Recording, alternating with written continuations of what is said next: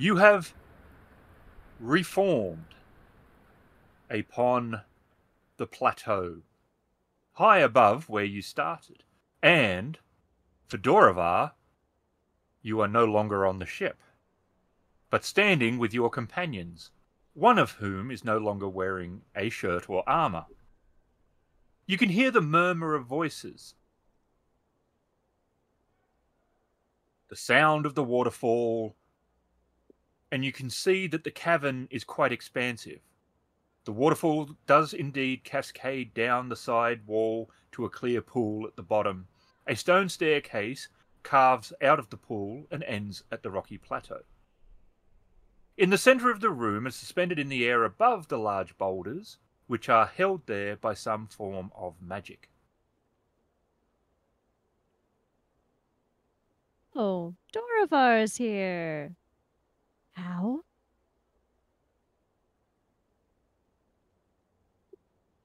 What did you guys do?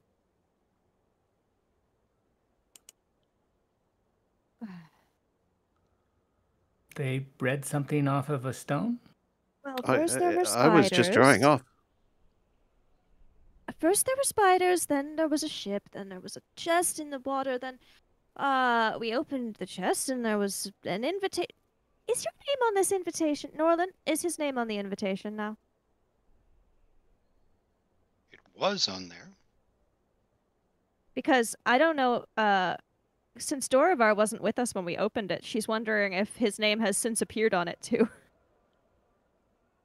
Yes, it appears that his name has transcribed itself onto this list. Ah, well, that's convenient.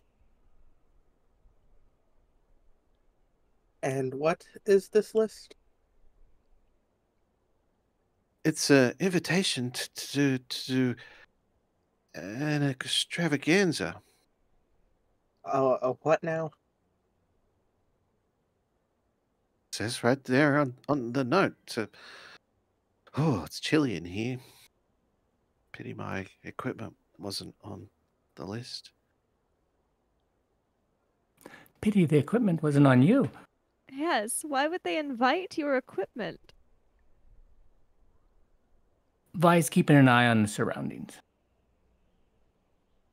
It is definitely magical and definitely strange, but currently you don't sense any threat. No spiders. No spiders. And it is definitely some strange tendrils that are connecting each rock together, but not webs. Well, there's stairs going up. I'd suggest we take them then. Yes, I suppose we don't really have a lot of other options, so... Well, then if we're ready to go, stairs seem to be the only way to go. All right. And Yaffy will follow. Dyer will wrap Vi's cloak around him a little bit tighter. He's nothing but skin and bones, and the dampness of this cavern is pretty cold on him. He follows.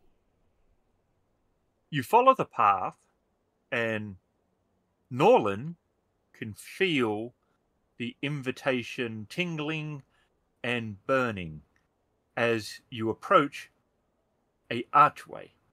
You can see a well-dressed individual standing next to the archway.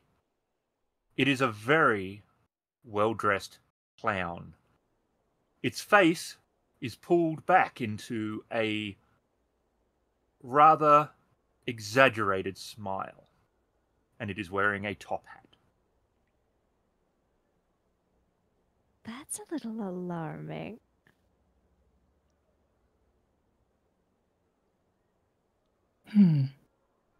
Well, move up to the happy fellow. And you notice it is rather tall. His legs a little bit too long, as is his arms. And he just looks at you and continues to smile.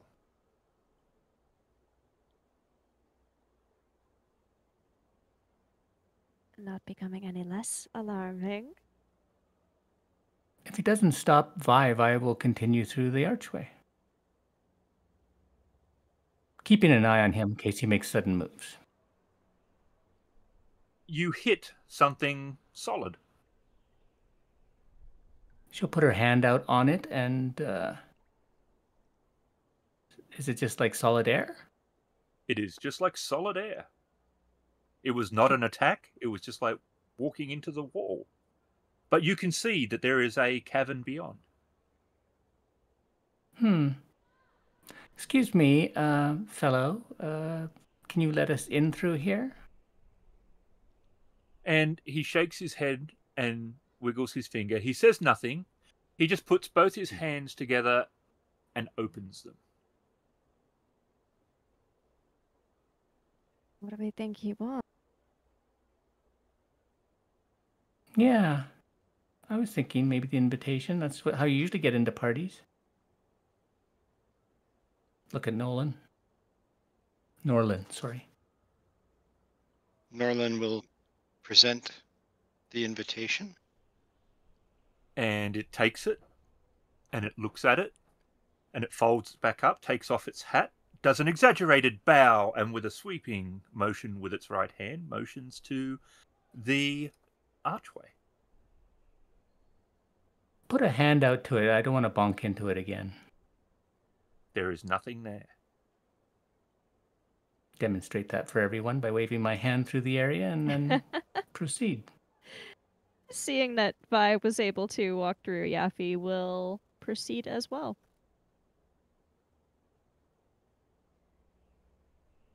They seem to be very serious about this extravaganza. It better be extravagant. I don't even know what it is.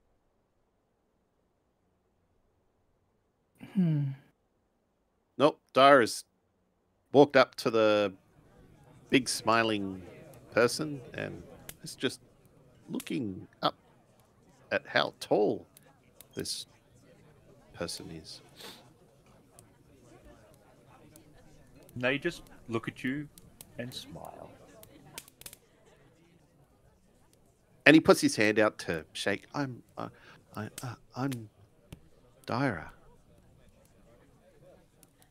And it gives you a gentle handshake and points at itself, but says nothing. How come you're so tall? And it just raises its hands to either side of its shoulders and shrugs.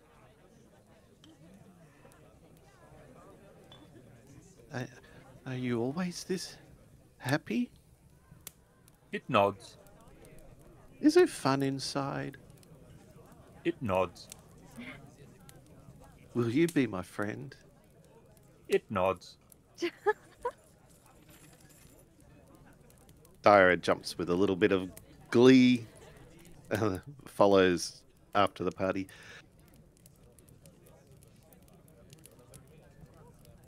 And a bright green light blinds you for a second. When it fades, the rock floor is very nicely polished. You can see tables with food. You can hear music. There are people laughing, dancing. There is naked nymphs, both male and female, and fornication in different parts of the room. There is people standing and talking.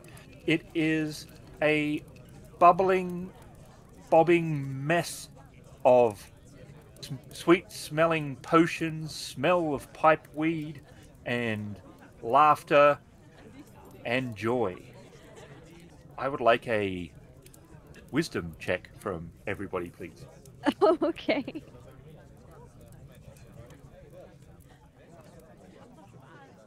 Unfortunate. I am not wise. Just a normal check.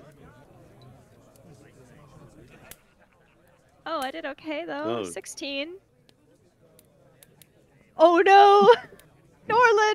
Nolan. Oh, Wow. Oh wow, Dorovar.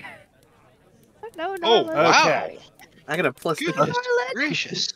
Okay. I got a Yaffy. 16. Yeah. This might strike you as odd. Okay. Yes, it does. It is extremely hedonistic, is what it is. No one seems to care that there is naked nymphs. No one seems to care that there is some fornication. No one cares that people are drinking. Everyone is behaving as if this particular place is perfectly normal behavior. All right. And there's lots of food, fancy food, very fancy food. It looks almost extremely upper class in a way, but also not. Okay. But other than the weirdness, you are unaffected. You Oh. can see there is an older gentleman on the far side of the room, and he has about 16 both people and nymphs sitting around, captivated by whatever story or stories he has been telling. Dyra, this seems like a good party.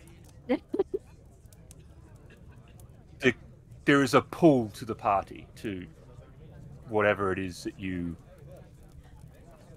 Of course. feel. Well, Dyra throws off Vi's cloak and heads into the fray. Oh my god, Norland. Oh dear. Much like the astrophysicists in Hitchhiker's Guide to the Galaxy, this is exactly the sort of party that he's never got invited to.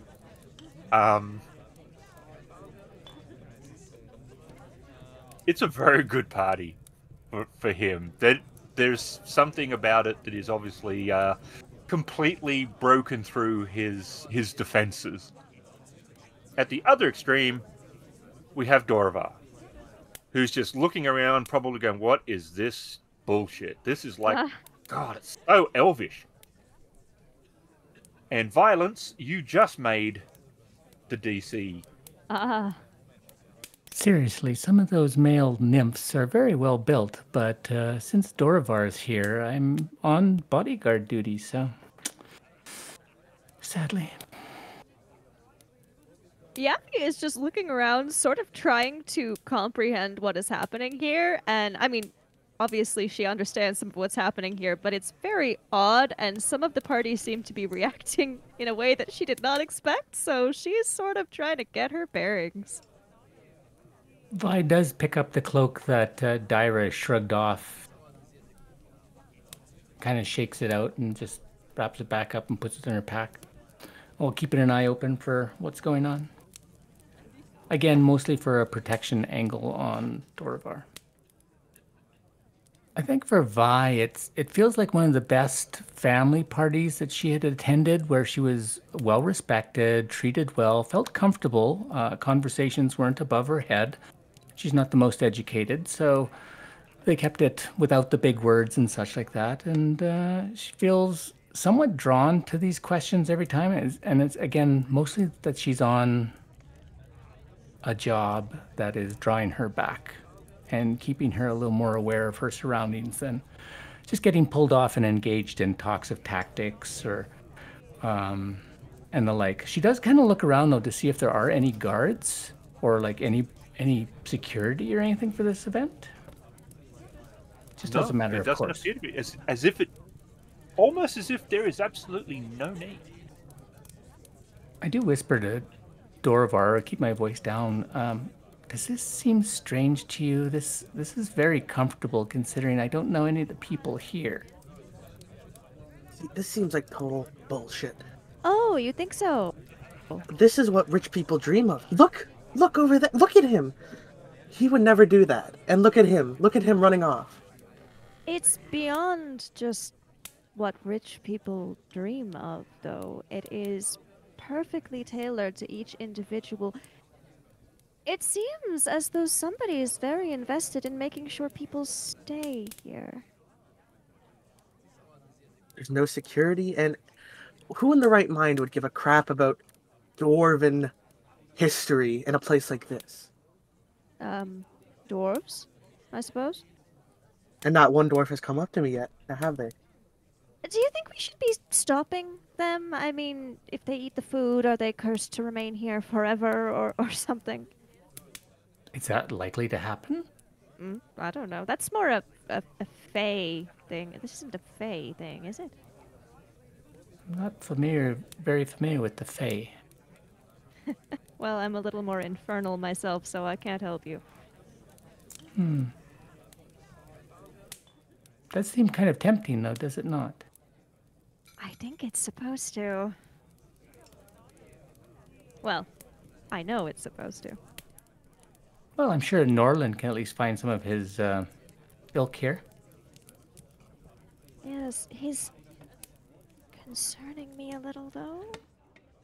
Maybe we should look around a little more and see. I mean, we do have to eventually find a way out. Jorvar, did you notice that man over there? Looking as Yaffe mentions that, she'll just... Do you think he's telling stories? Or does seem to have a gathering? Well, they all seem very enthralled by something. I wonder how long these people have been here.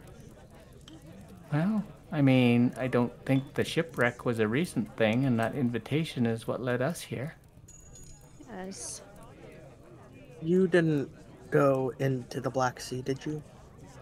I Who, didn't me? know. Either No. of you. Dyra was the only one swimming.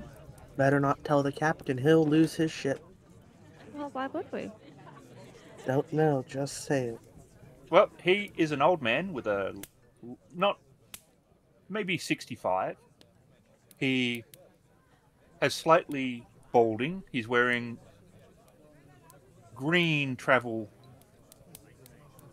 garments and has the acumen of a druid about him. Must be all the leafy accessories. Huh. If he's... Like, druids are the woodsy sorts and stuff, and considering what he's kind of projecting as an atmosphere about him, do you think he's this, Gilgazo we're looking for? It wouldn't surprise me. The issue I see now is if he's here, does he want to leave? Guess we could ask. I suppose we could. This is all very, very strange. I don't like this one bit. Well, let's see if that's him, and then if it is, see if he wants to leave, and then we can leave. I could pick They're off. Dyra up. Gallivanting. What are they doing, by the way? Yaffe's looking to see what the two of them are up to. Completely head over heels with this this whole affair. So I don't know. I mean, I'm sure you could drag him away from it, but he would be shedding a tear, no doubt about it. He has. He's very busy. Oh dear. Every now and then you see this scrawny little elf. I'm not getting him. Yaff is ignoring what Dyra is doing. Vi marks the location of the other two and tries to keep an eye out on roughly where they are, but will follow after Dorvar. All right, so approaching the druid. I awoke from a nap on the southern end of a Carsian green, a deep woodland between Fors Mountain and Twimble River. I couldn't remember how I got there, but I woke with misery in the head, and I only feel this way after I pass out drinking strawberry wine. How I do love that wine, though. I hiked a short distance through the tangled wood and thicket and came upon a clearing in the forest. The morning mist blanketed a grass hill poking out of the ground. I felt drawn to the knoll for no particular reason. Perhaps I thought I had been here before. As I staggered closer, my feet still feeling the strawberry wine, I began to whistle a melody, and a song was drawn from my lips beyond my control. I spotted a shadowy hole dug into the side of the hill, and when I got to the hole's edge, I heard the same melody stir again from deep within. I whistled down into the hollow and felt a breeze rush up from the dark nothing. And then, with the faintest echo, the melody called back to me. I then admonished the candleflies inside the cage atop my staff, where they come and go as they please, mind you, to light the way. Then I crawled into the hole to follow the sweet siren call. For hours I squeezed through the cramped tunnel. Occasionally the packed dirt would give way to a slick mudslide, and it turns out sliding is a lot faster than squeezing. Eventually, the tunnel opened up to a path that I could walk along. It snaked and split into different directions. When I'd reached a fork in the path, I'd whistle the melody, and when I heard a response, I'd follow the sound. With each intersection, the tune grew louder. But let me tell you, I could have grown a field of pumpkins in the time it took me to find the source of the melody.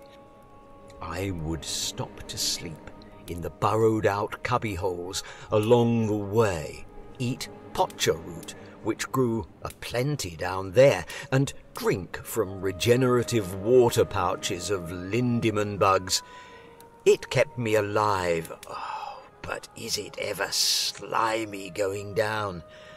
I travelled through the labyrinth, following the sound as it grew louder. Eventually, the tunnel widened, and I came to a ledge. My eyes glistened with tears, and my heart fluttered in my chest, which usually only happens when I discover there's an open bar at the betrothing ceremony. I stood on a precipice, looking out into an enormous cavern. Stalactites hung in the darkness, and a flaming torch lit up the entire area. I marvelled at the sprawling underground city below me, and wondered what beings could inhabit such a mystical empire. Could it be dwarves? A new form of goblins? A people that genuinely care for their community and things that grow? I muttered a quick vision spell, and through it I glimpsed a nearby pond where a boat was about to set sail, and upon that boat I saw a small bushy tail on the rear of a nut-brown body. And as I scanned the landscape, I saw that the town was occupied by rabbits. I stood there in utter astonishment and watched the place bustle around me. Buildings had been built along the outer walls, some massive, towering, like the lookout at Syriad, with warrens filling in the spaces between them. I gazed upon entire neighbourhoods, complete with parks, community gardens, lakes, and even a school where small bunnies would read books and play games. I assumed the melody had called me to this city, and I expected it to end there. To my surprise, I heard it resound in the distance beyond the city. I found a narrow stairway and made my way across the town, through the alleys, and passing by communities and shops. Rabbits were shopping, working, arguing, and embracing, while the young ones ran about, playing and making trouble. It was such a sight. It took me a moment to realize they weren't concerned by my presence. It wasn't like I was wearing my invisibility cloak. I save that for times I'm in public and my jokes flop. Anyway, several of the rabbits acknowledged me, nodding politely and continuing on their way. I simply had no effect upon their daily lives, and That felt odd and beautiful. Finally, I reached the fringe of their city. The melody ceased, and I came upon an immense castle sitting atop a hill, perched high above its domain. Of course, being as tall as I am, I could see over the moat's wall as rabbit guards assembled behind its gates, bracing for my arrival. Then I heard a different sound, a whistle that dropped from high to low in a cascading octave. The whole city fell silent. I wanted to speak, but I knew my words would not suffice, so I repeated the whistle. The melody returned, just as it did when it called me down the tunnel, and then a rabbit's voice called out, "What druid are you? One who heard the wind song and called to us down in our domain?" she asked. "I am called Gilgazo," I answered. You must know that this rabbit was not speaking in our common tongue, and for me to answer by using my voice was indeed good enough reason for her to open the gate. I saw before me a beautiful black rabbit with deep auburn eyes and a crown of silver atop her head. She stood up on her hind legs and stepped toward me with grace and authority. "Well, Gilgazo, welcome to the Rabbit Kingdom of Othera." She invited me in through her castle doors, and together we supped.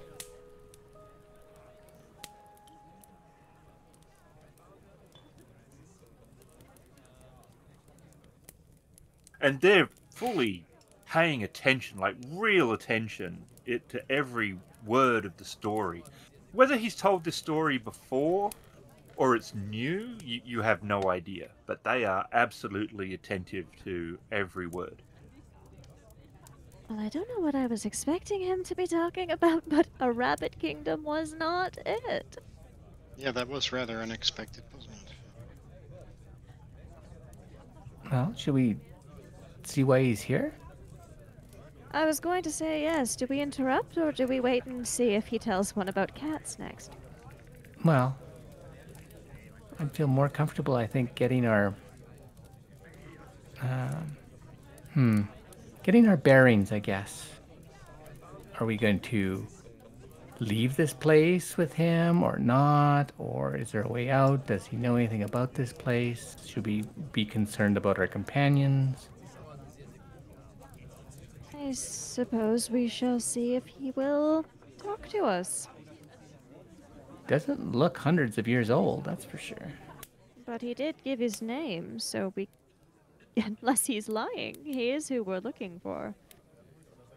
Alright, I guess we're walking over to talk to him then. We're trying to. As you're approaching, he is recounting a tale. "I was part of that order. Yes, very important it was. We were created to protect the realm from those who would do it harm.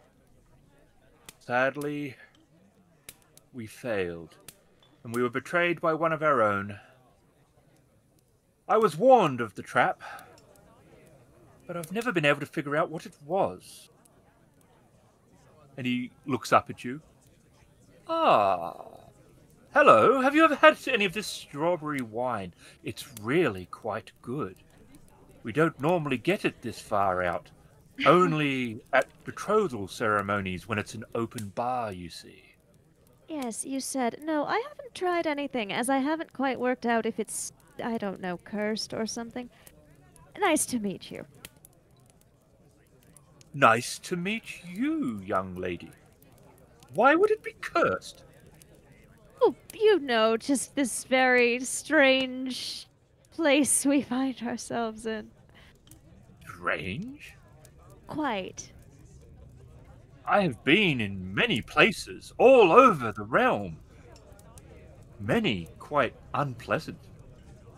I would not call this place strange. Oh, I would. You see, they know far too much here. And not everyone is acting as they should. Well, generally, one should be a little bit more concerned on entering such a scenario as this than, well, you or some others I could name. I see that you are confused. I'm not quite sure that I am. Yeah, several of our companions have just wandered off amongst the strangers. That seems a little odd. And are we correct in assuming that you are Gilgazo? I am Gilgazo Druid extraordinaire, famous among the 5 kingdoms. Yes, you are very. Did you know that you've been here for, apparently hundreds of years? That is numerically impossible. Yes, yes, it is. See, that's another reason why I'm concerned. We were sent to look for you because you had disappeared many, many years ago, and your city that you helped and your order that you helped, as you were mentioning, have long since disappeared, or at least the city has much degraded from what it was. I have not been gone for years, madam. Yes, you have. Good God, you're tall. Yes, she is. Yes, I am. The city of Fano is well looked after under the royal family. No, no, it isn't. Most of them are gone. There's the prince who no one ever sees, and I believe there was some implication he's just locked himself up in the palace, possibly using substances of some sort. No, all is not well. There's rabble-rousing on the docks. There's the guards that are not being guards. They're taking advantage of the citizenry. Seems like everyone's out for themselves there. And a strange magical substance corrupting creatures and such, you know. Oh, you must be careful with the use of any magical ability, for sure. Ether is, by its nature, a powerful substance. It must be used with care. We often have seen people make grave mistakes with such a potent powder. Well, I'm not convincing him of anything. Vi's gonna have. Yeah, Bullshit just roll is that? It's a good one. Yeah, I he do have just a looks +1, at you know. Vi and says, "He's not listening. Can you try something, or perhaps hit him over the head if he won't listen to you?" I can always hit him over the head, but I'd rather him come willingly. Well, Sir, why don't you try and then hit him if all else fails? for once I wish Norlin was here with his information on the history that was in that book, but I will try to recount some of the information that had been spoken out to us about what has happened in the intervening years and how he was supposed to be beloved of the royal family, and he seems to have let them down because of that prince that is on the throne is not running the city well. And from where we come from Red Rock, I recount the last, 50 years that I can recall. And let him know much time has passed. And really, he is not that famous outside anymore. We had never even heard of him until we came across that diary. I think, sir, that you have partaken with whatever this is much too long, like somebody has kept you here as part of a trap? You did mention a trap, you know. Oh, yes, we had heard of one. Never saw it, though. I think you're in it, sir. Just so you know, we're on a clock here. What do you mean? Time is still passing. Yes. It feels weird though.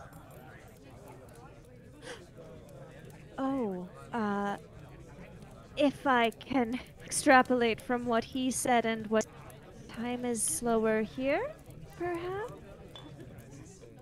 I don't exactly know. It feels off. That's all I can really decipher. So we need to leave. Norland, Dyra, will check, please. Disadvantage.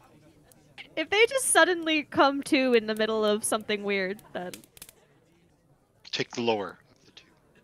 Oh, you look did at well that. both A times, 16 and but an 18. yeah. Look at that.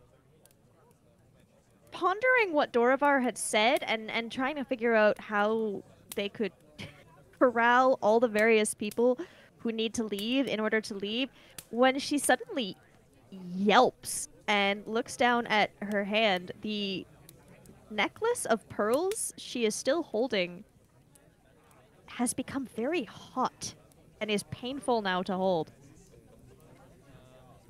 Yappy looks at Vi and Dorivar being the only two who are apparently currently with what is happening. And remembering what Vi has said, she turns to Dorivar. I don't suppose you read Elvish? I don't. Nope. I understand Elvish, but I can't read it, unfortunately. Okay, Yappy's rushing over to where Norlin is. Hello, so sorry to interrupt whatever it is you're doing here. What does this say? And she puts the string of pearls in front of Norlin's face. Pardon me, ladies, he says to the others that he's talking with. I must deal with some lessers this time. Yes, you must, because it is rather pressing, I'm led to believe. He looks for a minute, and then he looks up and he just kind of does a... Simply put, it says, freedom lies without decadence. And there is a flash of light, like lightning, leaping from the pearls.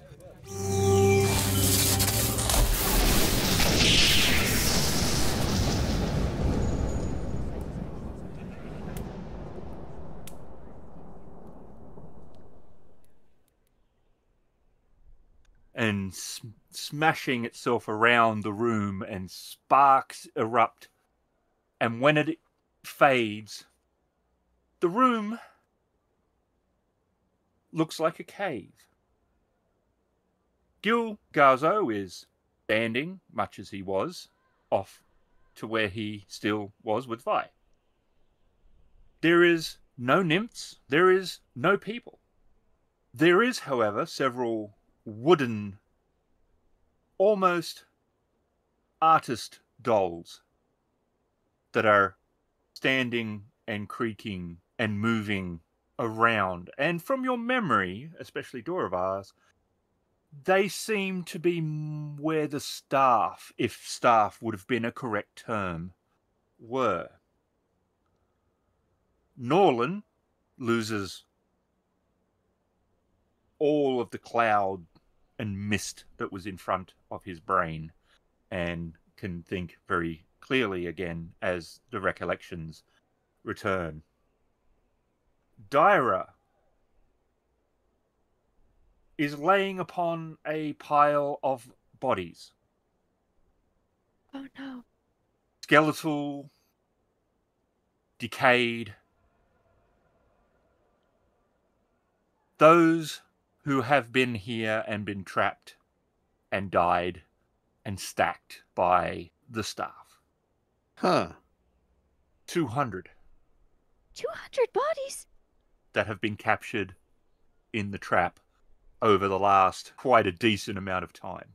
Dyra looks up, seeing the cave and everything as for the first time, and the blood drains from his already pale face, goes even paler, and he starts screaming amongst the dead and rotting bodies. What's Gilgazo doing? He is looking in shock, as you could assume that the same mists that have been lifted from your party members would also have been lifted from him. He is trying to regain his bearings. Does he still look hale and hearty, though? At the moment. Vi will cast a glance at Gilgazo, her companion standing there, and then when Dyra's voice echoes and the screams start, she will leap in that direction to see what's wrong. Finding him there amongst a pile of bodies, screaming and stuff, she will try to fish him out, grab whatever's handy and pull him out of there. Dyra, it's okay. He turns with a blank expression on his face, and his face is so white and gaunt behind the mess, the visceral that's covering him, and he faints. Seeing that, Vi grimaces and then just wades into the pile to pull out Dyra, grabbing him up and holding him at arm's length as he is so covered in gore. She attempts to, again, extract both of them.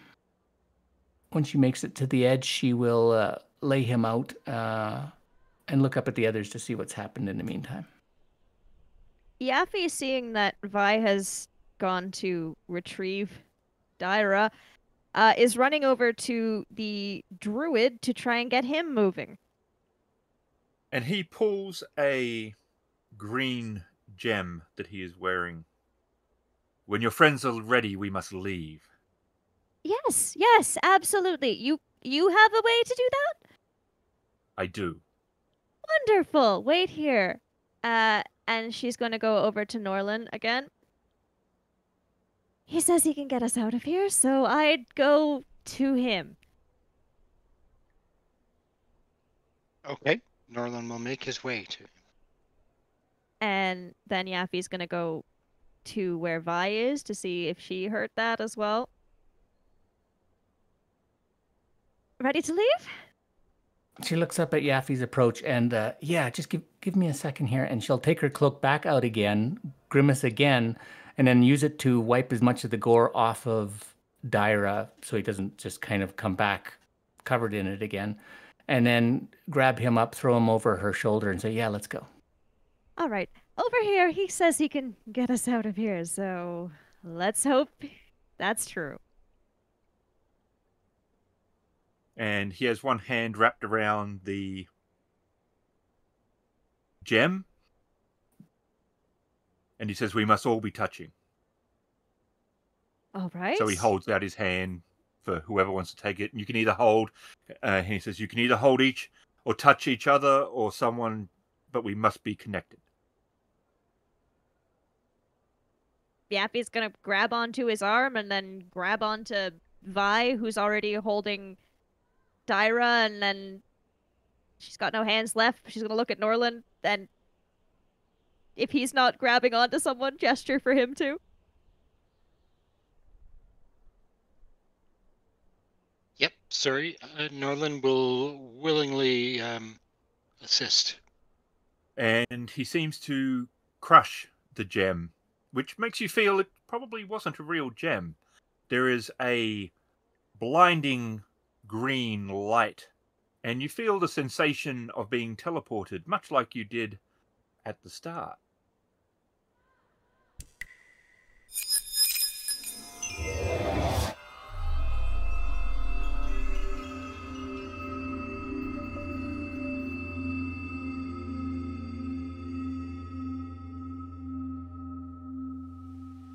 When the light fades, so too does the mist. The smell of moss and old wood fills the air. You are standing in a grassy clearing. You see several rocks in a circle with runes upon them. Gilgazo looks at you for a moment and says, we must hurry, and then he stops. Everyone give me a con check. Oh, no. Check or saving throw? Saving throw, sorry. Oh, I didn't do great either. 11. 11. Oh, twins. Oh, we're all Good doing so God. great here. Come on, Norlin. Better? Okay. Slightly. You all, as you come out of the teleport, feel weak except for Norlin. You also feel weak, but you can function. You feel ravenously hungry, and looking at each other, you do look a bit worse for wear, as if you have not slept properly or not eaten for close to being a dangerous amount of time. Those that fail collapse. Not where you cannot move, but just suddenly you just don't have the strength and have to will yourself to stand. For Gilgazazo, he staggers a moment and then he slowly starts to come apart, piece by piece, before horrifically turning to dust before your eyes, as all the years that he was trapped have now come to pass and caught up in only a moment. I have never had a bed to call my own or take a nap. I've never had an argument without getting slapped. I've never found a parlor gold with a treasure map, or at least I never lost a match of old king scrap. I have never had a bed to call my own or take a nap. I've never had an argument without getting slapped. I've never found a parlor gold with a treasure map, but at least I never lost a match of old king scrap. At least I never lost a match of old king scrap.